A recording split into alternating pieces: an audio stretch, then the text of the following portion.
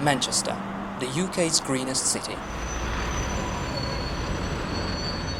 If you're a skeptic, you may think this is a joke, but it isn't.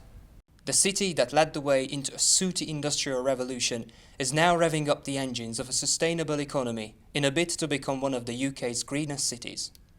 That aim inspired the Greater Manchester Climate Change Strategy, which sets out to cut carbon emissions by 48% by 2020 on 1990 levels. The strategy also calls for a rapid transition to a prosperous green economy and a substantial behaviour change, so that we all live more sustainably. The strategy is implemented by the Low Carbon Hub Board on behalf of the Greater Manchester Combined Authority.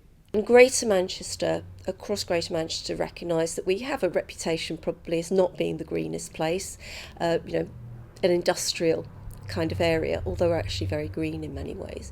And so Greater Manchester in the strategy set itself and has committed itself to a very significant reduction in carbon. About a quarter of the carbon reduction that we're looking for could be delivered by projects within the public sector. But the rest will have to come from central government, businesses, communities, individuals. So we're looking at some fairly big district heat networks, particularly in the city centre, again, Manchester city centre.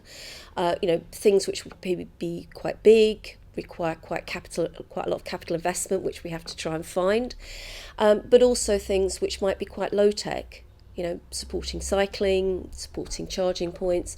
As I say, just carbon literacy, behavioural change. So we want to build up the businesses that work in low carbon. We want people to benefit from, innovation. So, companies in Greater Manchester who actually make the products or provide the services which help other businesses and individuals to reduce their carbon footprint. So we actually want to build the economy as well as make the place better to live in. The latest 2013 data showed that Greater Manchester had shaved 28% from its carbon emissions since 1990. Official estimates foresee a steeper fall in emissions between 2015 and 2020, but whether or not we will reach 48% is still unclear. If there is a green revolution here, where is it unfolding? When you look around in the city centre in rush hour, the drive for sustainability is not obvious. I don't think that we live that sustainably. I think we have a lot of options to live sustainably, but I don't think that we always abide by them. And I think that's kind of human nature with a lot of cases. There are other cities like Bristol that do a lot better at it, I think. I think the city's coming along in terms of sustainability, things like green buses and stuff like that, I suppose. I think there's a lot to be done around litter. I don't think much is recyclable. I commonly see bins overflowing. So I think there's a lot of work to be done, but they're going down the right path. I don't think there's enough green things around. I know that the Co-op's head office is like one of the greenest buildings, isn't it, in the UK? So it's really energy efficient and stuff. But I think the city as a whole, I don't know if it does particularly much that's environmentally great.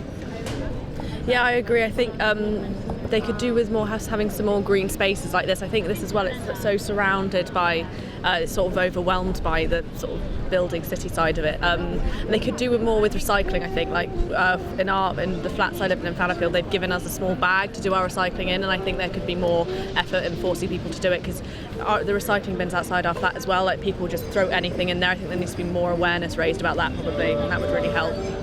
Did you know that we are aiming to become the greenest city in the UK and slash our carbon emissions by 48% by 2020? I didn't at all. Didn't know that. Is it achievable?